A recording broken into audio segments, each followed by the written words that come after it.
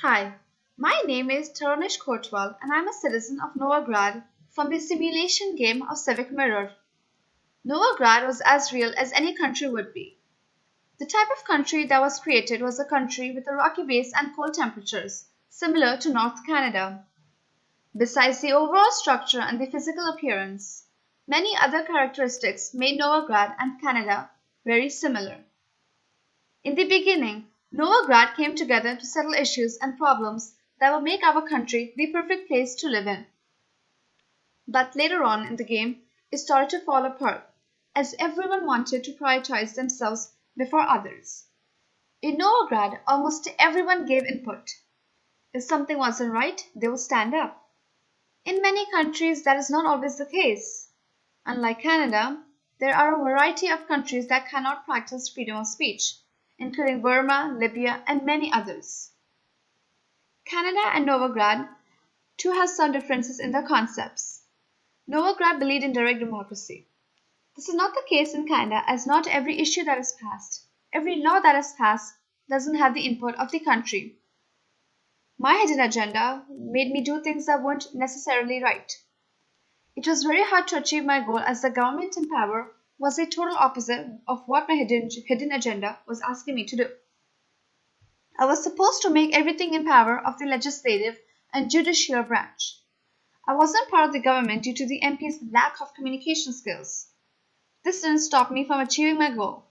I tried to talk to the MPs of the opposing party and I found out that they had similar ideologies as me. I began to understand about law and government during the election time. I had to think very wisely as who to vote for and who would help me in achieving my goal. During election time, I thought, why are people making such a big deal out of it? But later on, I thought that if the opposing party were the leaders, it would benefit me more. Everything going on in the game was very similar to what is going on in the real world.